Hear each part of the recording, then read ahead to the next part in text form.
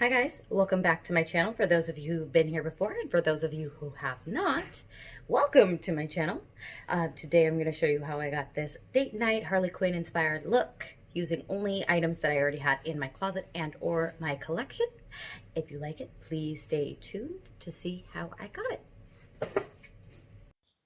So my face is primed, but I am not using foundation this time because that would be silly if I am just going to apply Graftobian body paint in Clown White right over it. So I'm going in with that Graftobian body paint in Clown White with a fluffy brush.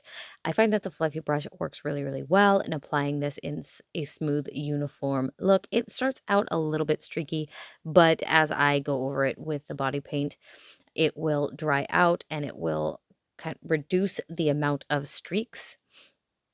I find this works better for me than a body blender just because I have more control with the amount that I can apply and the amount of water that is in the brush. Next, I'm starting in on eyeshadow, and of course, you've probably guessed by now I'm using my BH Cosmetics Take Me to Brazil palette.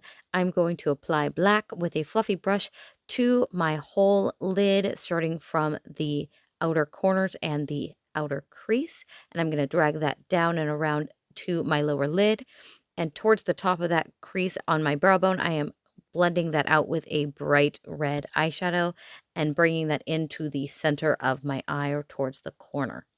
Using my fluffy brush, I am going to drag that out and blend it out in all directions dramatically and extensively because this is Harley Quinn we're talking about, and I don't really think she cares about coloring inside the lines so much.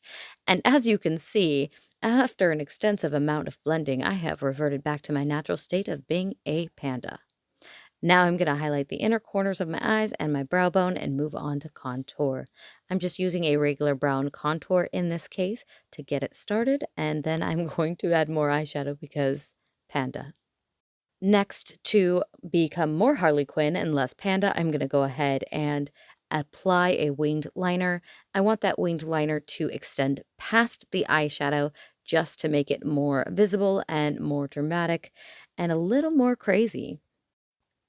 I'm also taking that liner and I am extending it towards the bridge of my nose, again bringing it out farther than the eyeshadow. Usually I use white on my waterline for most of my eye looks, but in this case I am going to use black because I figured it would just look better. It just kind of completes the look a little more. Once I'm done with that, I'm going to move on to brows. Usually for my brows I use an Anastasia Beverly Hills pomade. In this case I am using my Graftobian Pro Paint in black, just because it makes the look a little more cartoony in my opinion at least. And then I'm going to leave the center of my brows empty because I'm going to use a different color for the center. I'm going to go ahead and use Mehron Paradise's red, and I'm going to use that to just kind of blend it so it fades from red to black, giving her that classic Harley look. So here I'm just basically taking a flat brush and blending some body paint down the sides of my face to just kind of create that dripping makeup effect, and then I am blending it out with the respective colors of eyeshadow, red on red, black on black, and then I am contouring with black eyeshadow just to make that a little more dramatic. And then I decided that the body paint was too stark against the eyeshadow, so I blended it out a little bit with more black eyeshadow. And then I go ahead and highlight and contour and lashes because you got to complete the look. You just gotta. Here I am applying black lipstick, and I've got to tell you that this lip shape, for some reason, was a struggle for me. I cannot get the pointed corners of the mouth just right. You'll see that I am applying over and over again.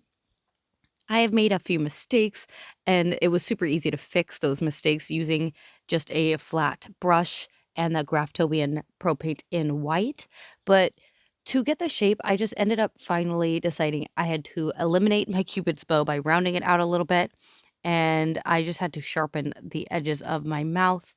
You can see here I am just trying to erase any mistakes and sharpen it with more white eyeshadow. It kind of gave it a little bit of an extra shadow that I was not prepared for, so I had to blend that out. And I made my bottom lip a little fuller by overdrawing it in the center just a little bit. Once again, I'm not sure why I struggled so much doing the lips on this look. Usually that is one of my favorite parts of doing makeup, but for some reason today it was just a struggle bus. But I ended up getting it done. I think I overestimated the length of the lines of the corner of the mouth because they ended up being a lot shorter than I had anticipated. And then again, I did end up rounding out that Cupid's bow, and for some reason that just made a world of difference.